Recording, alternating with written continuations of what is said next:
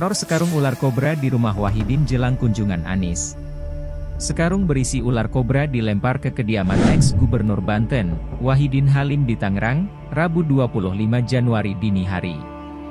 Peristiwa itu terjadi sebelum kedatangan Anies Baswedan ke kediaman Wahidin di hari yang sama. Anak Wahidin, Fadlin Akbar mengatakan peristiwa terjadi sekitar pukul 3.30 waktu Indonesia Barat. Tadi sekitar pukul 9 pagi Pak ARB tiba, sekarung ular dilempar pukul 3.30 dini hari, kata Fadlin saat dihubungi cnnindonesia.com, Rabu 25 Januari.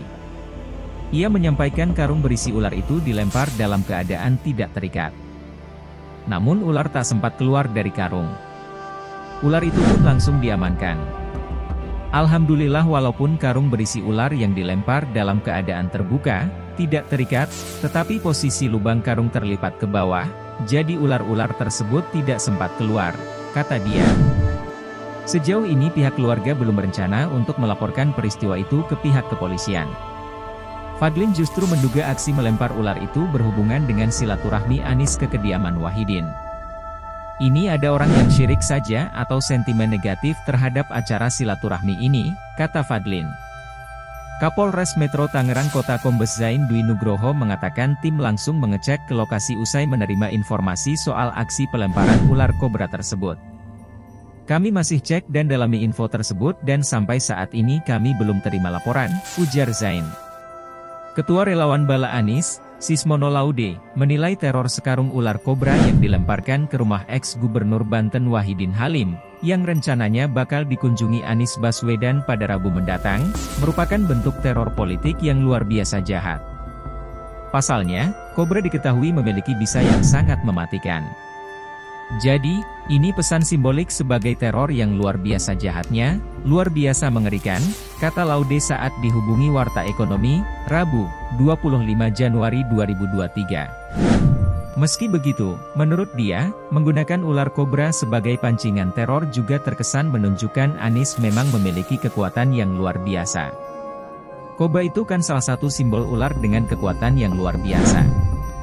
Ini sekaligus memberi kesan kepada masyarakat bahwa Pak Anies ini adalah calon presiden yang memang luar biasa kekuatannya. Dia melanjutkan teror yang ditujukan kepada politikus Nasdem yang rumahnya akan dikunjungi Anies juga memperlihatkan betapa kekuatan oligarki sangat takut dengan potensi Anies.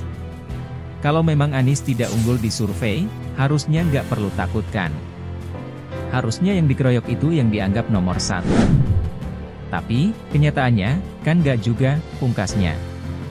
Laude berpendapat ulah-ulah teror seperti ini seharusnya menjadi perhatian serius para penegak hukum. Sebab, aksi teror yang berbahaya ini mengancam kedamaian demokrasi tanah air. Ada oknum-oknum yang memiliki kekuatan dan kejahatan luar biasa melakukan teror pada salah satu calon potensial anak bangsa. Ini harus menjadi perhatian pemerintah, terutama kepolisian, ujar dia. Diketahui, serangan teror ular kobra ke rumah mantan Gubernur Banten Wahidin Halim dilakukan pada Rabu, 25 Januari 2023, menjelang subuh.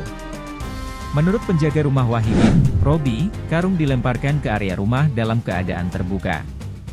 Wahidin sendiri beranggapan upaya teror ini merupakan suatu perbuatan politik yang jahat. Meski begitu, ia mengaku tak gentar dengan kejadian teror. Fakta 20 ular kobra teror rumah ex-Gubernur Banten saat Anies datang, Nasdem singgung politik. Geger terjadi di rumah mantan Gubernur Banten Wahidin Halim, WH, yang diteror 20 ekor ular kobra pada Rabu, 25 Januari 2023, kemarin. Insiden ini terjadi saat Wahidin Halim bersama Anies Baswedan menggelar pertemuan akbar dalam acara yang bertajuk, Anies Mendengar Warga Tangerang. Menurut keterangan Wahidin, 20 ekor kobra itu dilempar dalam karung di bagian belakang rumahnya. Ia itu dilempar di belakang, halaman rumah, tapi kan ada pengamanan, petugas keamanan, ada sekitar 20 ular jenis kobra hitam, ujar Wahidin Halim di kediamannya, Rabu 25 Januari. Wahidin lantas mengatakan, untungnya 20 ekor ular kobra yang diduga mematikan tidak sempat keluar dari karung. Petugas keamanan di rumah Wahidin Halim sudah menyisir area belakang rumahnya dan memastikan, ular tersebut belum keluar dari karung. Karung itu posisinya enggak diikat sama sekali, Tapi pas dicek ke sekeliling halaman ternyata clear.